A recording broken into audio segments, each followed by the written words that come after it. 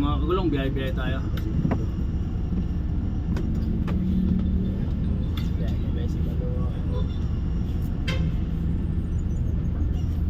Araw, Sunday, Saturday. Ayan, Saturday na naman mga kagulong.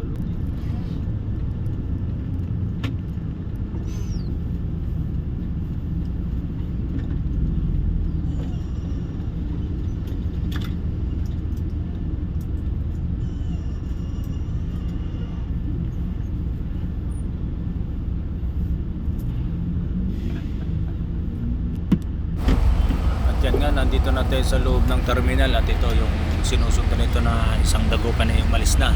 Si 3404 naman ang pumalit sa pwesto niya. Ayan, at atras-atras nga po siya at ako naman na yung mabante para di tayo magsikip sa daan dito sa terminal. Ayan po yung ibang mga pasahero na naghihintay po ng papuntang Bulinaw kasi kanina pa wala Bulinaw. Yung iba po dyan, pabalik pa Bulinaw.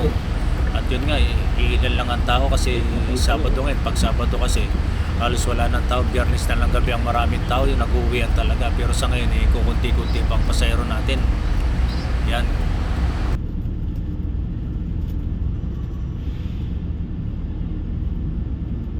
Ayan yung mga bus. At yan, palis na si 106 na sinusundan natin dito sa Pasay papunta ng Santa Cruz, Pangasinan. Punta po na Santa Cruz yan, si 106. Yung po sinusundan natin dito araw-araw sa Pasay papunta ng Santa Cruz. Kung minsan po yung 113 ang pumukuha niyan, pero ngayon siyang pumuha. Ayan, tayo nga po pwesto na po sa kanyang pinalisan ng pwesto, kaya tayo naman ang papalit. Maatras na po tayo. At yan nga po, umaatras na din ako para ako naman ang pwesto sa slot na iniwanan niya. Yan nga, kung napapansin nyo, walang talagang tao dito ngayon sa terminal. Ilan lang yung ating mga pasahero nyo na nakikita. Kasi kumpleto yung bus, kaya yung iba nando na sa kanilang sasakyan ng mga bus.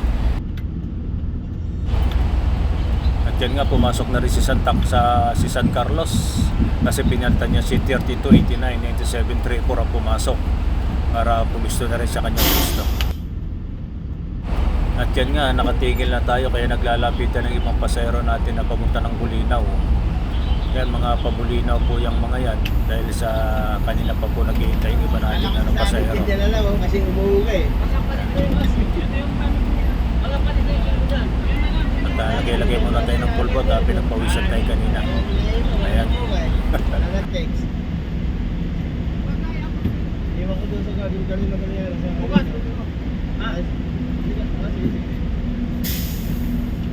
Saan po ba ba ito? Bulinaw po. Ako ba tinatanong ko yan? Siguro po. Sasabi, kaya ako tinakot. Bulinaw po. Ito kanina pa ito? Akin po. Sa baba na? Bulinaw po.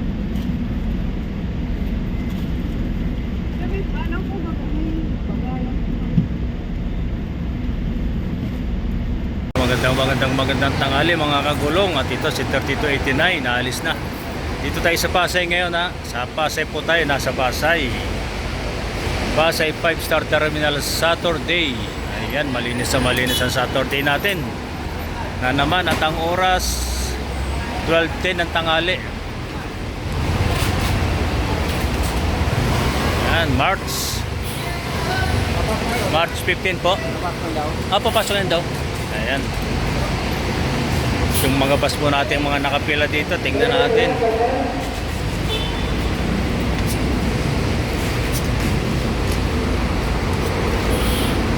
Ayan, yung mga bus na nakapila ngayon. Cabanatuan, Isitex, San Clemente, Buban.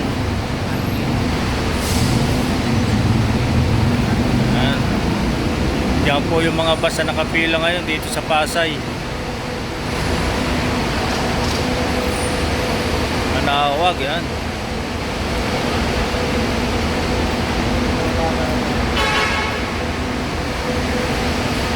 Ayan po mga kagulong, mga bus na nakapila ngayon dito sa Pasay 5-star terminal. Ayan, sige po, at update na lang tayo mga kagulong. Update na lang tayo sa masayang paglalakbay.